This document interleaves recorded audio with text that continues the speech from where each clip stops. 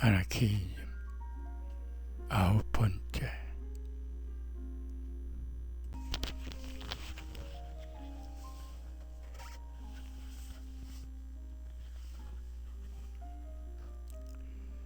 아나키즘 조합주의의 진화.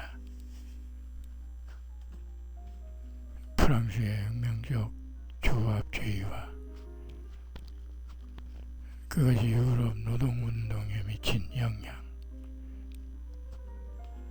세계산업노동자연맹 제1차 세계대전 전후 조합주의 제3 인터내셔널에서의 조합주의자 국제노동자협회 재창설 스페인의 아나키즘적 조합주의 포르투갈에서 이탈리아에서 프랑스에서 독일에서 스웨덴에서 네덜란드에서 남아메리카에서 현대 유럽의 아나키즘 조합주의 운동은 프랑스의 혁명적 조합주의에 근간을 두며 CGT의 영향권에 속한다. 그간 프랑스 노동계급 내에서 분열을 반복하던 정치적 사회주의가 통합 노동조합 운동을 제시하지 못하자 그 반동으로 생겨났다.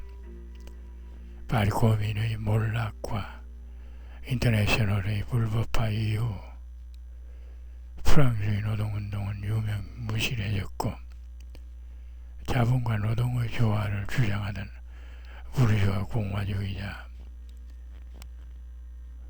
바베레스의 영향권이 흡수된다. 1879년의 마르세유 총회 이전은 사회주의적 경향이 전무했고 총회 이후 노동자연맹은 집산주의자들의 영향권에 흡수된다. 그러나 1882년 생테티엔 총회는 집산주의 운동마저 분열시키는데 질게이저의 분파는 마르크스주의를 추종해 프랑스 노동자당을 창당했다. 그리고 아나키스트였던 폴 부르스를 따르는 분파는 프랑스 사회주의 혁명 노동자당을 결성했다. 프랑스 노동자당은 주로 전국 노동조합연합의 지지를 받았고 프랑스 사회주의 혁명 노동자당은 프랑스 노동단체연합의 지지를 받았다. 이후 장 알레방이 리더인 알레방주의자들이 프랑스 노동단체연합에서 실권을 장악해 산업의 몇 메이저 노조에서 영향력을 행사하는데 그들은 의회주의를 완전히 배제했다. 이회의 중앙혁명협의회로 당겨난 블랑키주의자들이 있었고 장 조레스나 밀레랑 등 사회경제학회에 소속된 독립적 사회주의자들이 있었다. 알레망주의자를 제외하고는 모든 당들은 노동조합을 정당의 구인할 선수처럼 생각했으며 노동조합의 실질적 기능이 무엇인지는 전혀 이해하지 못했다. 차츰 다양한 사회주의 분파 간의 지속된 알력은 자연스럽게 노동조합들로 전이되었고 그 결과 한 분파의 노동조합이 파업에 돌입할 때 다른 분파의 노동조합원들은 대체 인력을 투입하곤 했다. 이 방식은 서서히 노동자들을 각성시켰는데 1883년부터 파리와 리옹의 노동자들 사이에서 큰 세력을 가지고 있던 프랑스의 아나키스트들이 펼쳐온 반의회주의적 선전도 큰 역할을 했다.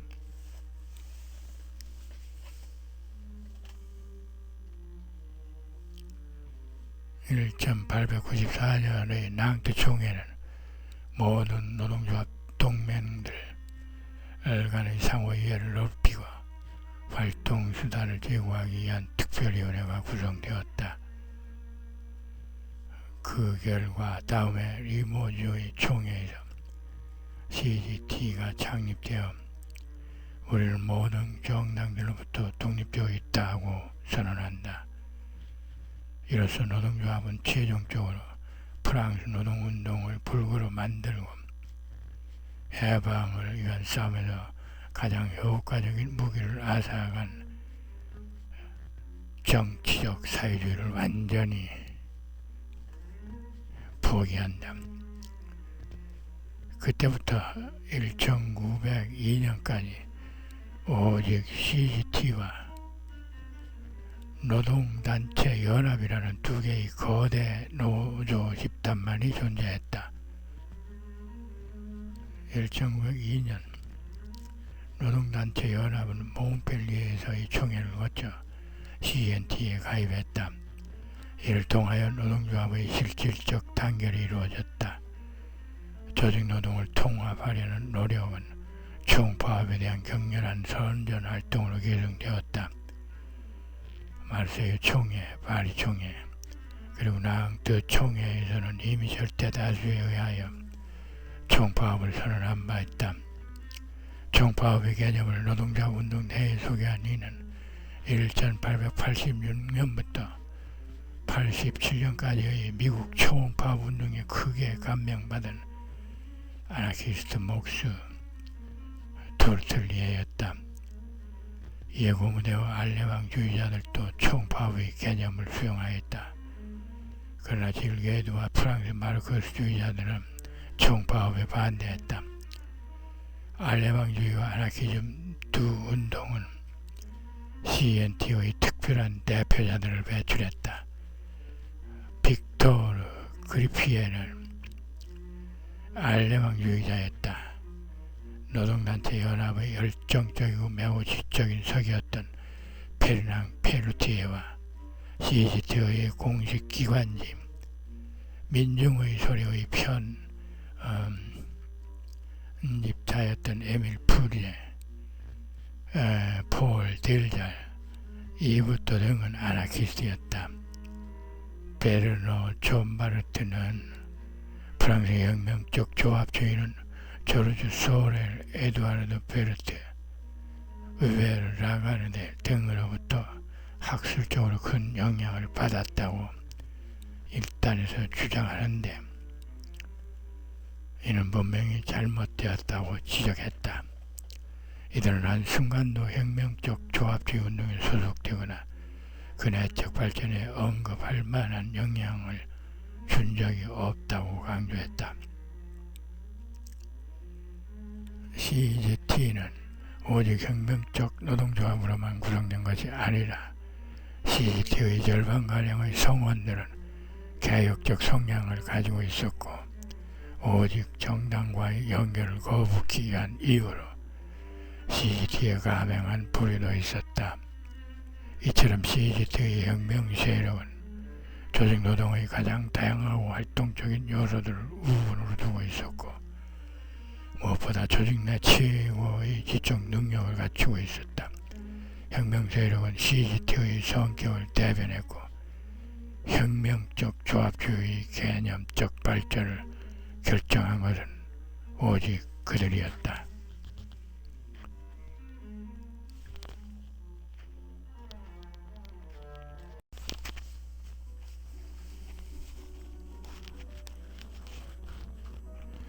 이로써 옛 인터내셔널의 이상은 새로운 삶의 길로 들어섰고 프랑스 노동운동의 혁명적 영향력은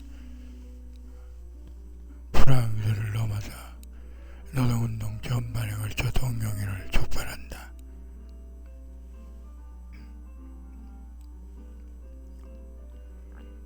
위대한 파업투쟁들과 정부의 수없는 고발 행위들은 CGT의 혁명적 열정을 오히려 강화시켰다. 혁명조합 민족 혁명적 조합주의라는 새로운 사상은 강화된 열정으로 스위스, 독일, 이탈리아, 네덜란드, 벨기에, 보헤미아, 스칸디나비아 반도 등지로 확산되었다. 영국에는 프랑스 조합주의의 영향을 받아 톰만과 가이 부만에 의하여 조합주의 교육혁명이 창설되어 운수, 광산 노동자들 사이에서 영향력을 확보하고 열정적 파업 투쟁으로 연결시켰다. 국제노동운동 안에서 프랑스 조합주의의 영향력은 당시 내적이기에 봉착한 모든 사회주의 노동자당들의 큰 파급 효과를 했다. 소위 수정주의자들과 교조적 마르크스주의자들의 전쟁, 특히 의회에서 반수정주의 노동자 정당들에게 자연스럽게 수정주의적 경로를 택하게 유도했다는 사실은 특이할 만하다. 그렇기에 대다수의 정당들은 조건에 의해 강요되어 때로는 의지에 반하여 조합주의자들의 총파업에 일정 부분 양보할 수밖에 없었다. 네덜란드 사회주의 노동운동의 선구자인 도멜라 유겐 하이스는 브뤼셀에서 열린 국제사회주의자 총회에서 조직된 노동자들이 총파업을 준비함으로써 다가오는 전쟁의 위협을 떨쳐내자고 제안했다. 이 주장은 특히 윌hel름 리프크네이트의 극렬한 반발을 야기했지만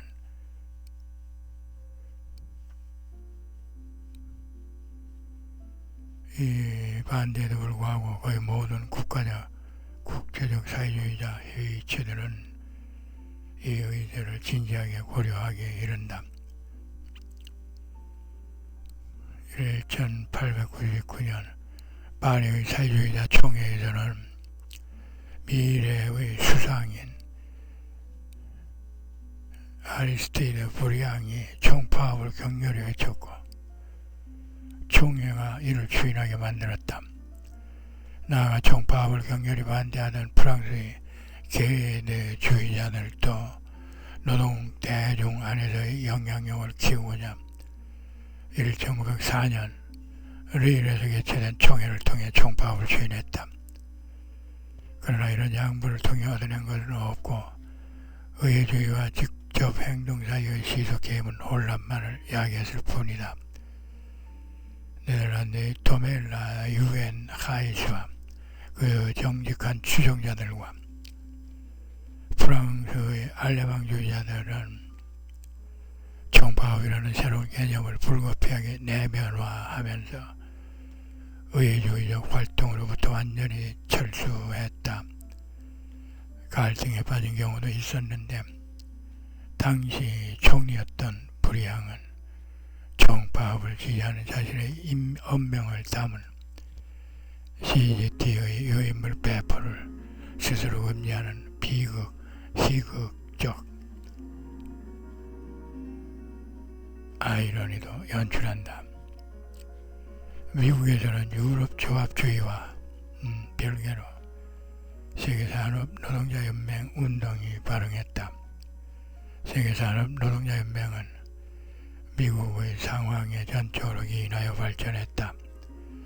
IWW의 운동은 조합주의와 직접 행동이라는 방법론 그리고 산업, 농업 조직들을 통하여 노동자가 스스로 진행하는 사회의 사회주의적 재건에 대한 이상을 공유했다.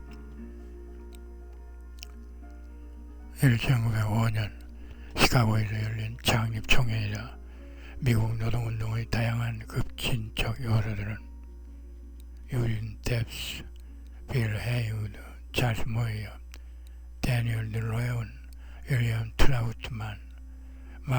존스, 루시 파슨스 등에 의해 추천되었다.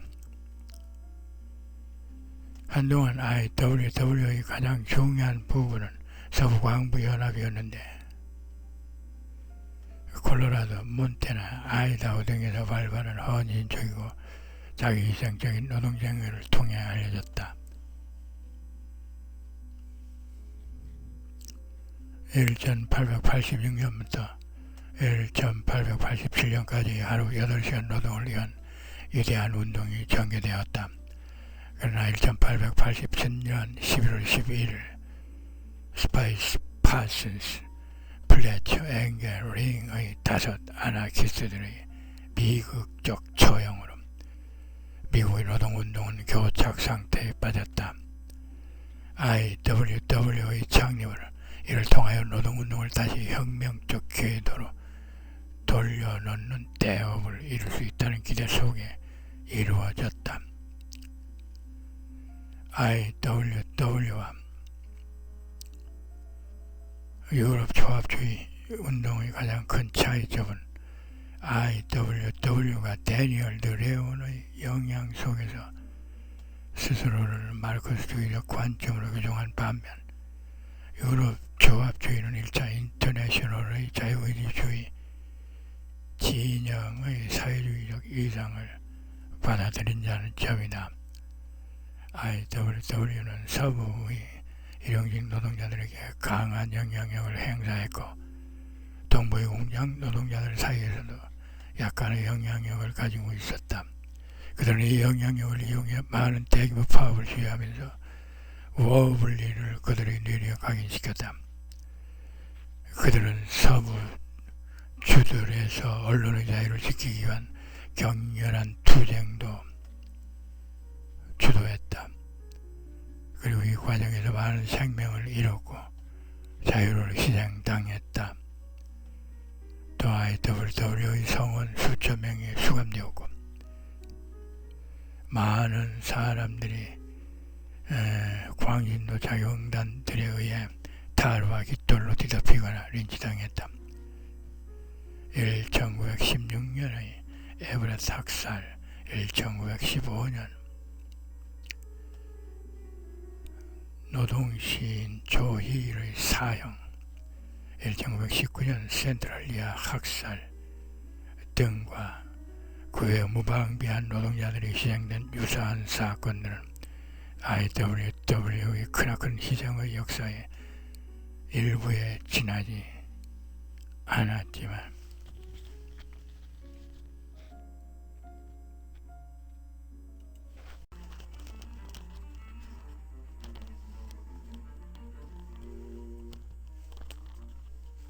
세계대전의 발발은 마치 자연재해처럼 노동운동에 큰 영향을 주었다.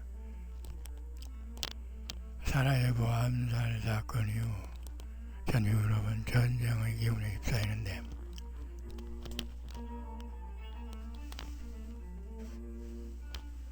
CGT의 지도부들은 독일 노동조합 지도부에게 양국의 조직노동자들이 다가오는 위협에 공동으로 대응할 것을 제안했다. 하지만 독일 노동운동의 지도부는 언제나처럼 위해중심의 활동을 견제했고 직접적인 대중행동은 반대하는 등 혁명적 동력을 잃은 지 오래였다. 결국 독일 노동운동 지도부는 이 제안을 회피했고 재앙을 예방할 마지막 기회를 놓쳤다. 종전 후 유럽 인민들은 낯선 상황에 접한다. 피폐한 전화의 피와 열병의 단말마로 유럽 곳곳은 생적으로 변해 있었다. 이 와중에 중부 유럽에서는 구체제가 붕괴했고 러시아에서도 누구도 그 끝을 알 수 없는 사회혁명이 시작되었다. 러시아의 상황은 모든 국가의 노동자들을 깊이 감동시켰고 본능적으로 대혁명의 시그널을 감지했다. 이 상황에서 무언가 결정적인 것을 만들어내지 못한다면 고통받는 대중들의 희망은 이후 수년간 나락으로 떨어질 것 같았다. 노동자들은 기존의 체계가 세계대전이라는 재앙을 막아내지 못했을 뿐 아니라 오히려 지난 4년간은 인민들을 도축장으로 내몰았고 존재의 권리도 방치했다는 것을 각성했다. 그런 그간에서 창조한 경제적, 정치적 패러다임을 전쟁의 혼란에서 구원할 것을 약속한다면 어떤 방식도 지지할 수 있었다. 그런 이유로 그들은 러시아 혁명에 큰 희망을 걸면서 러시아 혁명이 유럽 인민의 역사에 새로운 시대를 열 것이라 믿었다. 1919년 볼셰비키 당이 러시아의 정권을 장악한 후 세계의 혁명적 노동자 조직들을 러시아로 초대해 총회를 열어 새로운 인터내셔널 결성을 논의한다. 당시 공산당은 몇몇 국가만 존재한 반면 스페인, 포르투갈, 이탈리아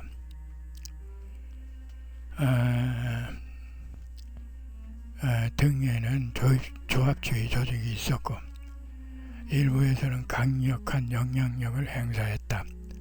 레닌과의 추종자들은 사회주의 노동자 당들로부터 조심스레 공산당의 독립성을 확보하려 했고 대조합주의 조직들로부터의 지지를 확보하는 것도 시급한 과제로 인식했다. 1920년 여름 3차 인터내셔널의 창립 총회에는 거의 모든 조합주의 조직들과 아나키즘적 조합주의 조직들이 레닌의 의중을 살피기 위해 출석했다. 하지만 조합주의 조직의 대표단들이 러시아에서 받은 인상은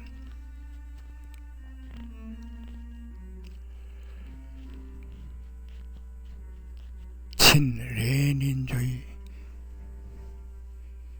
일생으로 실망스러웠고 대표단들은 공산주의자들의 목표, 사명과의 협력이 유익한 것으로 여겨지지 않았다. 그 와중에 레닌을 비롯한 프롤레타리아 독재는 이미 최악의 형태로 현현하고 있었다. 감옥은 모든 학파의 사회주의자들로 들어차 있었고 그 중에는 상당수의 아나키스트들과 아나키즘적 조합주의자들이 포함되어 있었다. 하지만 무엇보다 새로운 지배 계급의 등장은 참된 사회주의적 재건이라는 임무와는 결코 걸맞지 않았다. 조합주의자들은 유럽의 노동운동을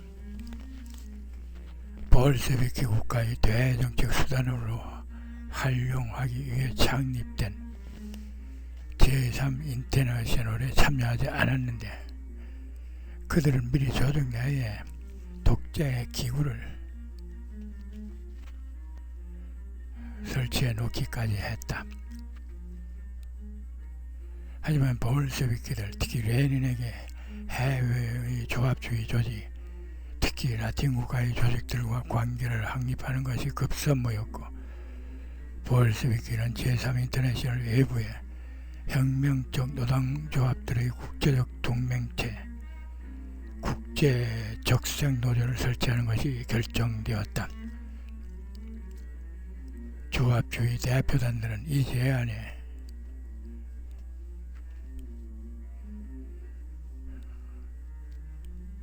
실질적인 속내는 모른 채 동의했고 고문테르의 국장이었던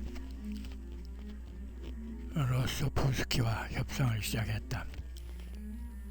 하지만 로소프스키는 이 새로운 조직이 제3 인터내셔널에 소속할 것과 각국의 노동조합들이 해당 국가의 공산주의 조직 산하로 들어갈 것을 강력 요구했다.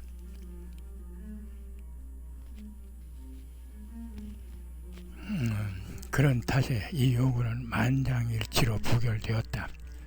합의가 결렬되자 다음 해인 1921년 모스크바에서 국제노동조합 총회를 개최해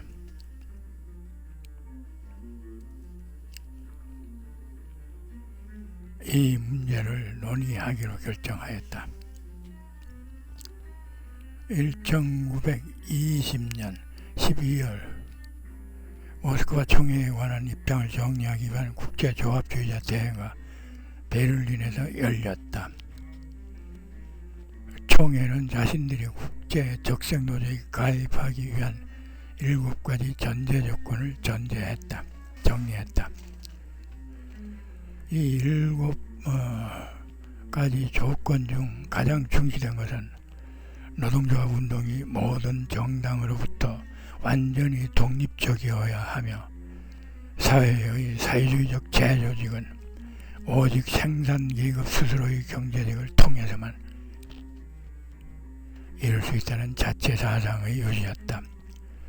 1921년 모스크바 총회에 참석한 조합주의자 조직은 소수에 불과했고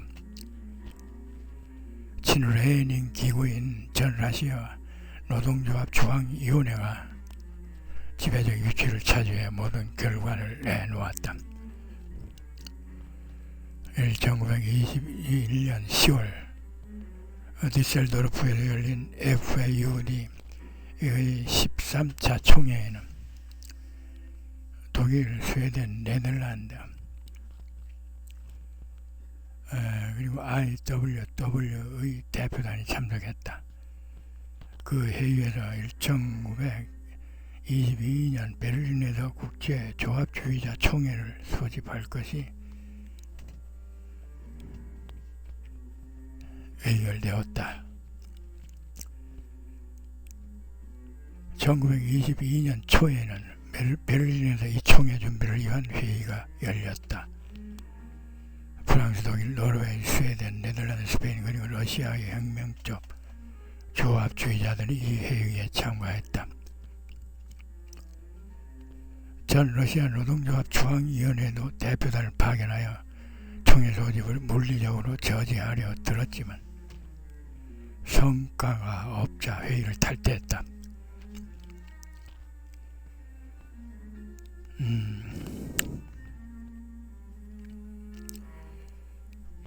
회의에서 혁명적 조합주의의 원칙을 선언하기 위한 작업이 이루어졌다. 이 원칙은 총회 전에 공람되었다. 총회를 성사시키기 위한 모든 필요한 준비가 완료되었다.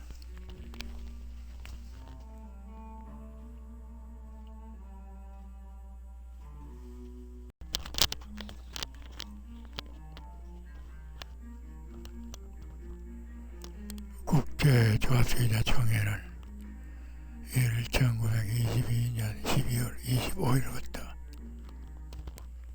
23년 1월 2일까지 개최되었다.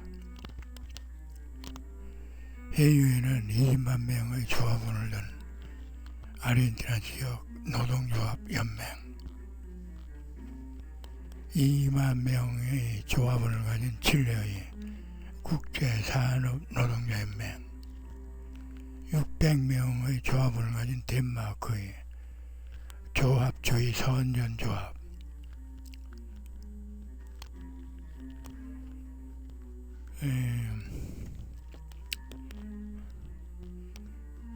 3만 2천 명의 종합원을 가진 스웨덴 노동자 중앙조직 등이 참여했다. 스페인의 CNT는 당시에 프리모 데 리베라의 대독재 투쟁에 몰두했기에 대표단을 파견하지 못했다. 그들은 1923년 10월 사라고사에서 개최된 비밀 회합에서 베를린 총회 결의사항의 동의를 의결했다. 프랑스에서는 전후에 CCT가 분열해 친소련파 CGTU가 창립되었고, 이들은 국제 적성노조에 가입하였다. 그러나 CGTU 내의 혁명적 조합주의 소장파가 단결하여 혁명적 조합주의 방어위원회를 구성했다. 이 위원회는 10만 명의 노동자를 대표하여 베를린 총회의 사전 준비회의에 참가했다. 세느 청소년 연합 또한 프랑스를 대표해 참석했다. 러시아 노동조합 내의 소수 조합주의를 대표하여 2명의 대표단이 참석했다. 총회는 조합주의 조직 간의 국제적 동맹체를 창설하고 그 이름을 국제노동자협의회로 지칭하는 것을 만장일치로 합의했다. 국제노동자협의회는 베를린 사전회의에서 논의된 아나키즘적 조합주의를 공개적으로 천명하는 원칙을 받아들였다.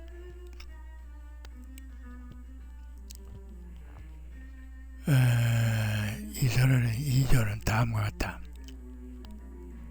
혁명적 조합주의는 모든 형태의 경제적, 사회적 독점을 적대한다. 혁명적 조합주의는 그러한 독점을 철폐하기 위한 방법론으로서 경제적 고민과 어떠한 정당의 부속품도 아닌 자유로운 노동자 농민 평의회를 통한 행정을 사용한다.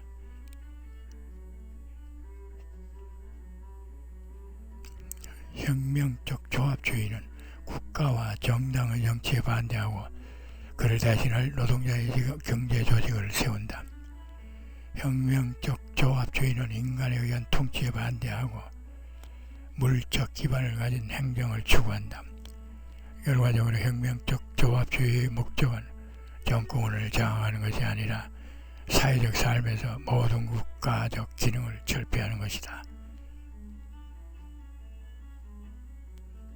혁명적 조합주의는 모든 지배권의 독점은 모든 부의 독점과 더불어 사라져야 한다고 믿는다. 혁명적 조합주의는 모든 국가의 형태, 심지어 프롤레타리아 독재마저도 새로운 특권을 만들어낼 것이라 믿는다. 국가는 결코 해방의 도구가 될 수 없다.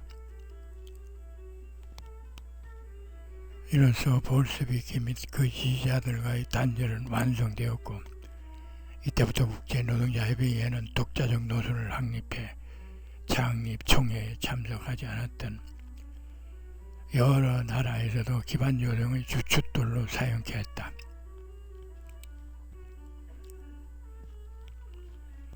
국제노동자협의회는 자체적인 국제총회를 주관하고 스스로의 해보를 발행하며 다양한 나라의 조합주의 조직 간의 관계를 조정한다. 국제노동자협의회는 조직 노동자들의 모든 국제적 동맹체 중에서도 제일 인터내셔널의 근본 정신과 전통을 가장 확실히 지키고 있다는 자긍심으로 뭉쳐있다. 국제노동자협의회의 가장 강력하고 영향력 있는 조직은 스페인 CNT인데, CNT는 유럽의 역사를 만들고 있으며 무엇보다 노동자 조직이 여태껏 수행해온 가업 중 가장 난해한 가업들만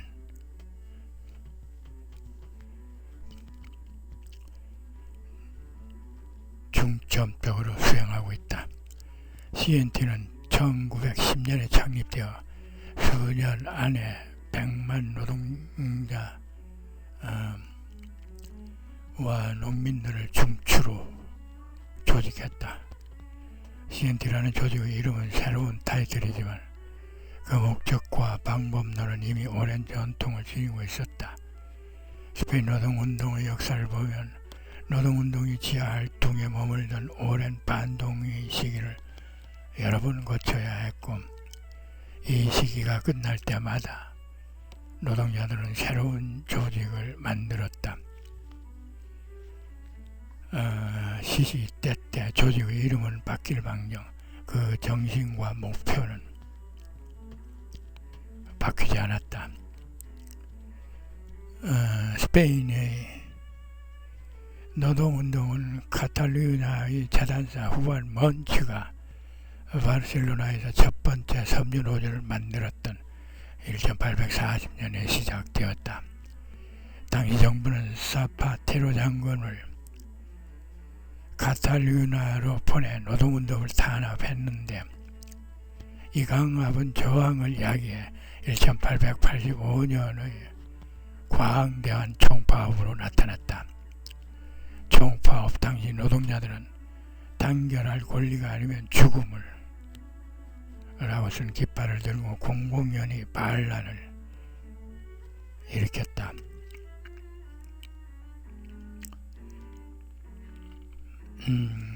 많은 대가를 치른 끝에 반란은 유혈 진압되었지만 정부는 노동자들에게 단결권을 내주어야만 했다. 스페인 최초의 노동운동은 스페인 연방주의자의 지도자이자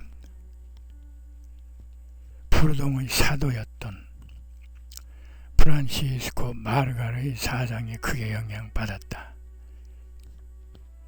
마르갈은 당대의 뛰어난 사상가였고 스페인에서 자유지상주의의 발전에 큰 영향을 주었다. 그의 정치적 이론은 리처드 프라이스, 조셉 브리스틀리, 토마스 페인, 토마스 제퍼슨 등 초기 북아메리카 자유주의자들과 유사한 지점이 많았다. 그는 국가의 권력을 최소로 제한하고 이를 사회주의 경제 질서로 점차 대체하기를 원했다.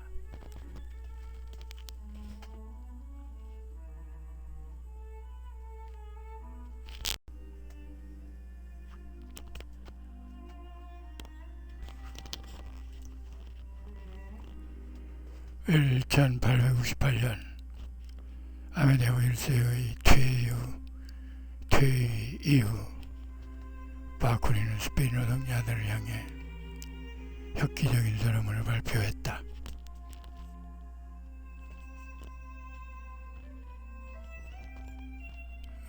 스페인으로 사절단을 보내 제일 인터내셔널의 스페인 노동자들의 지지를 확보하고자 했다.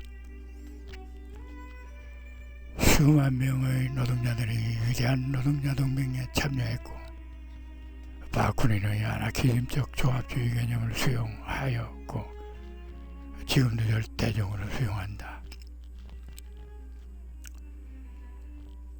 스페인 노동조합 연맹은 인터내셔널 내의 가장 강력한 조직이었다. 스페인 제1공화국 전복 이후 스페인에서 인터내셔널은 탄압되었지만 인터내셔널은 지하운동을 전개해 신문을 펴내는 등 모든 수단을 동원해 폭정에 대항했다.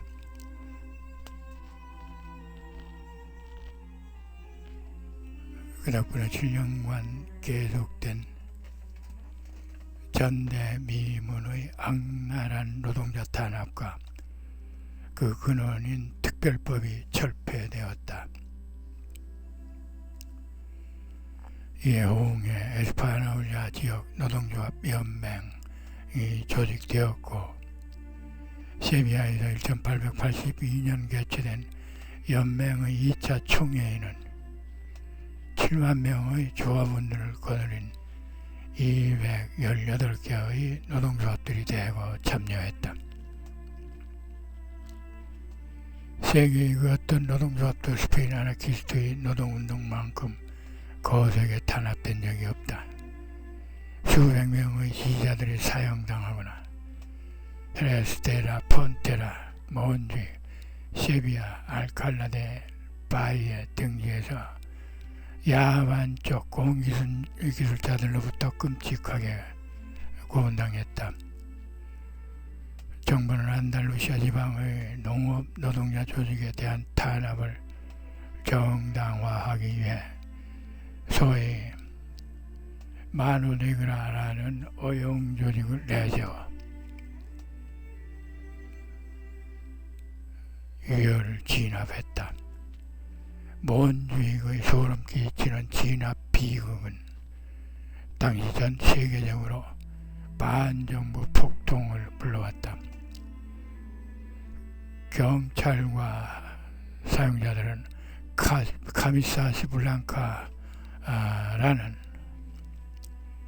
폭력단을 만들어 노동운동의 지도자들을 암살했는데, 그들에게 암살당한 희생자 중에는 CNT의 서기장인 살바도르 세기도 포함되어 있었다. 그러나 이 희생자들은 고문으로 가득 찬 스페인 노동운동사의 극히 일부일 뿐이다. 바르셀로나 최초의 근대학교 설립자이자 라우엘과 헤네랄 신문을 간행했던 프란시스코 페레 또한 이 열사 중 한 명이었다. 그러나 어떤 반동도 노동운동과 그 지지자들의 저항을 끝내 분쇄하지 못했다.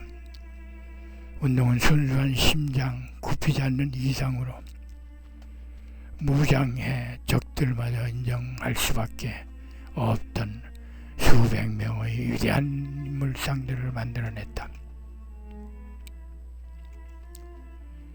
그러나 스페인 아나키스트 노동운동의 활동가들은 정치적 경력을 쌓을 수는 없었고, 대신 파시스트들의 악랄한 무력 행사와 수감, 죽음을 수시로 맞닥뜨려야 했다. 스페인 노동운동이 파시스트 반동 세력의 대학살에 대항하여 인간의 주체적 권리를 방어하는 데 폭력적일 수밖에 없었던 아나키스트들의 결사투쟁이 10분 이해가 가는 대목이다. 현재의 CNT, FAI는 운동의 옛 전통을 체인하고 있다. 다른 나라의 아나키스트들에 비하여 스페인의 동지들은 시작부터 그 활동의 기반을 노동자의 경제적 투쟁 조직에 두고 있었다. 오늘날의 CNT는 250만의 노동자 농민 조직을 구성하고 있다. CNT는 24만 부를 출간하는 스페인 최대의 신문인 바르셀로나의 솔리다리다드 오브레라와 마드리드 최대 신문인 카스티아 리브레를 포함해 36개의 일간신문을 펴낸다. 이를 제외하고도 CNT는 상당수의 주간지를 펴내고 스페인 최대의 비평지 6개도 발행한다. 최근에는 CNT는 다수의 서적과 팜플렛을 펴내고 다른 어떠한 운동 조직보다 대중교육에 더 앞장섰다.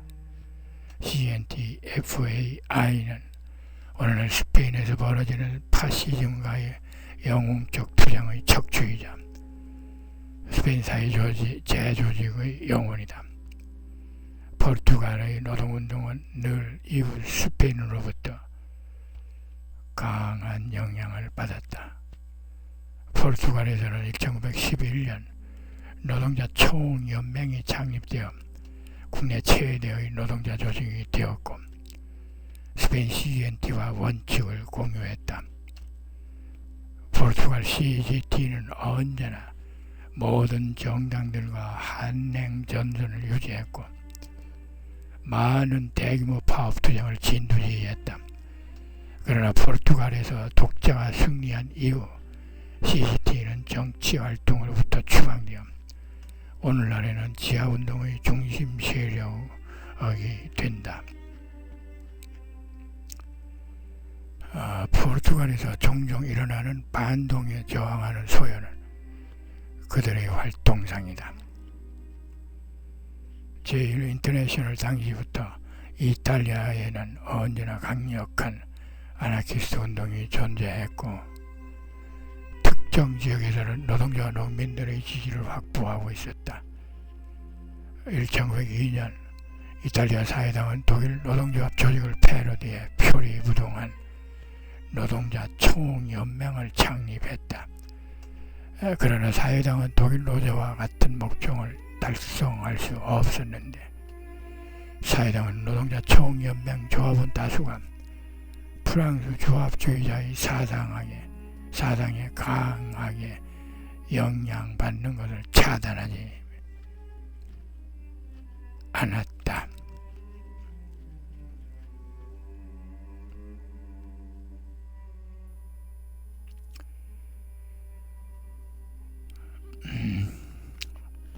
몇몇 대규모 파업 투쟁, 특히 파르마, 페라라와의 농업 노동자들의 파업 투쟁의 승리는 직접 행동의 지지자들에게 강한 추동력을 주었다. 1912년 모데나에서는 총연맹의 방법론과 이탈리아 사회당의 부속품으로서의 활동에 동의하지 않는 다양한 조직들이 모여 회의를 개최했다. 이 회의에서는 이탈리아 노동조합이라는 새로운 조직이 구성되었다. 이 조직체는 이제 1차 세계대전 발발 시까지 벌어진 수많은 노동자 투쟁의 영원 직결체였다. 특히 이탈리아 노동조합은 1913년 6월에 경찰이 앙코나의 파업 대열을 공격해 빚어진 총파업과 내전의 주역으로 자리했다.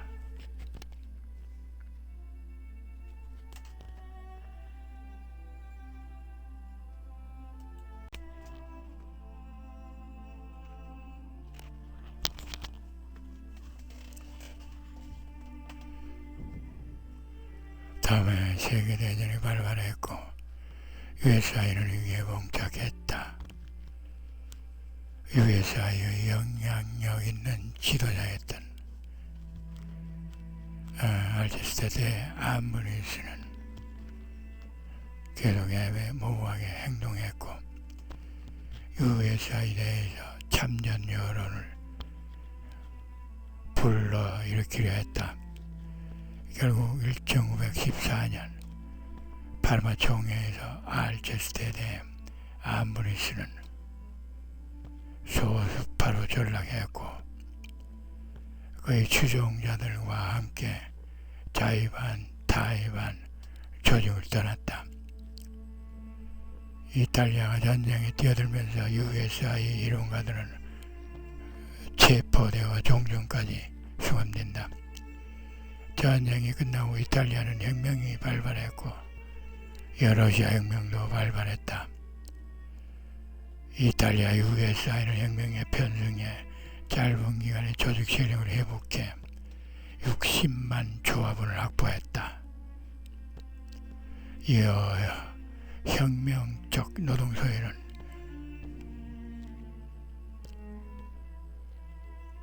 이탈리아를 흔들었고 1920년 8월의 집단 공장 점거에서 그 정점에 달았다.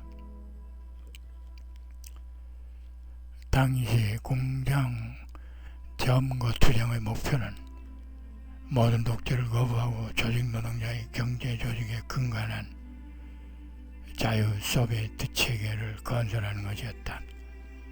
같은 해 USI는 그 서기인 아르만드 보르기를 모스크바로 보내 러시아의 상황을 확인토록 했다.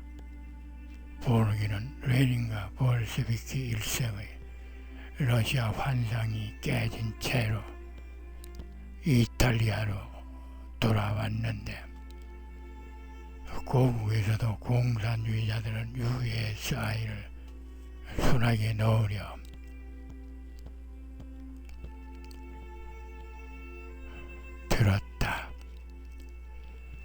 그러나 1922년 로마 총회에서는 공식적으로 볼셰비키와 결별하고 국제노동자협의회와 재회할 것을 결의했다.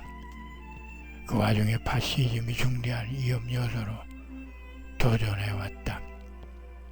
강력하게 단결한 노동운동은 자유를 지키기 위해서는 어떠한 위험도 감수할 태세가 되어 있었고 당장은 어떤 위험도 예방할 수 있었다.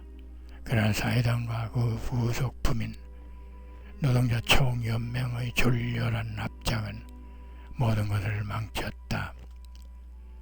USIE의 투쟁 전선에 남아있던 것은 오직 이탈리아 아나키스트 연합과 세계적 지지를 받는 아나키즘의 투사 에리코 말라테스타였다. 1922년 파시즘에 대항하는 총파업이 발발했을 때 민주정부는 대래 파시스트 무리를 은연중 무장시켰고 자유와 권리를 지키기 위한 노동운동의 마지막 저항을 무력화시키는 등 이탈리아 민주주의는 자신의 무덤을 팠다. 이탈리아의 민주주의자들은 무솔리니를 노동자들이 이용할 수 있다고 여겼지만 그것은 무덤으로 가는 지름길이었다. 파시즘이 승리하면서 이탈리아의 모든 노동운동은 사라졌고 동시에 USI와 모든 사회생활의 자유와 개방의지도 사라졌다. 저는 프랑스의 개혁주의 진영은 CGT에서 우세를 점했다. 이에 CGT의 혁명적 요인들은 조합으로부터 분리하여 CGTU를 창립했다. 하지만 모스크바 정부가 이 조직을 선하기에 늦자 러시아 방식에 따라 지하 세포 조직들이 무원칙한 활동을 자행한다. 심지어 아나키즘적 조합주의자 2명이 공산주의자들에 의해 파리 노동조합 사무실에서 총격을 당하기도 했다. 이에 피에르 베르나르를 포함한 아나키즘적 조합주의자들은 CGTU를 탈퇴하고 혁명적 조합주의자의 노동조합 총연맹을 창설해 활동하면서 국제노동자협의회에도 가입했다. 이 조직은 그때부터 활기차게 활동했고 노동자들이 전쟁 전 CGT의 이상을 되찾을 수 있도록 노력했다. 무엇보다 프랑스 혁명적 조합주의자들은 대러시아 환상에서 벗어나 스페인의 자유를 위한 투쟁에 호응하는 등 부활의 기회를 맞는다. 독일에는 전쟁 전 오랜 기간 동안 소위 주역주의라 불리는 운동이 존재했다. 이 운동은 구스타프 케슬러와 프리츠 카터에 의해 1897년 창립된 독일 자유노조 협회에 근거한다.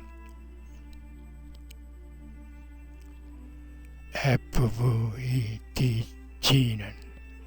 최초 사회민주주의적 이상의 영감을 받아 창립되었고 일반적인 독일 노동조합 운동의 중앙 집중화 경향에 반발했다.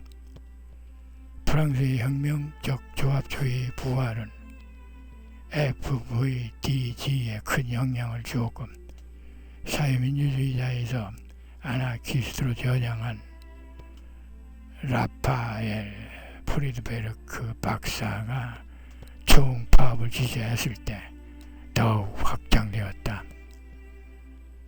1908년 FVDG는 사회민주주의와 완전히 결별하고 공개적으로 조합주의를 지지했다. 전후에 이 운동은 크게 강화되었고 단시간 내에 12만 명의 조합원을 확보했다. 1919년 베를린에서 열린 총회에서 루돌프 로코가 작성한 원칙이 승인되었다. 이 원칙은 스페인 시엔티의 목적과 핵심적인 부분이 동일했다. 1920년 디셀도르프 총회에서 FVDG는 그 이름을 독일 자유노조로 바꾸었다. 독일 자유노조는 선전 활동을 중시했고 라인강 유역 산업단지 조직 노동자들을 중심으로 이행하는 파업들에 동참했다. FAUD는 출판 사업 역시 활발하게 진행하는데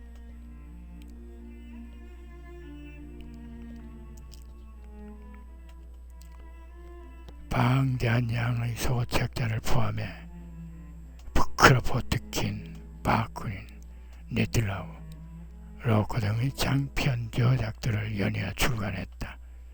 이를 통하여 그들은 자유주의, 의지주의적 개념들을 더 넓게 퍼뜨릴 수 있었다.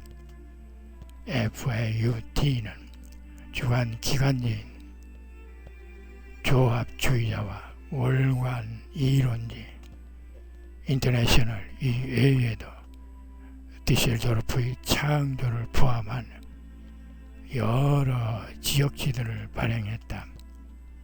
히틀러가 권력을 장악한 이후 독일 아나키즘적 조합주의 운동은 소멸했다. 운동을 지지하던 다수는 수용소에 갇히거나 망명해야 했다. 그런 악조건 속에서도 조직은 여전히 비밀리에 유지했고 지하선전 활동을 진행했다.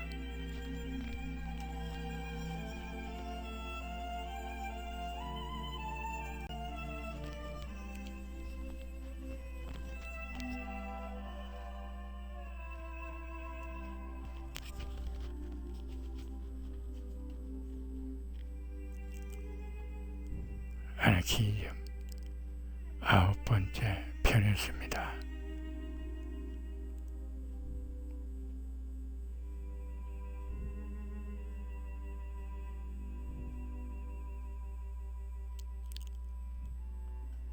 감사합니다.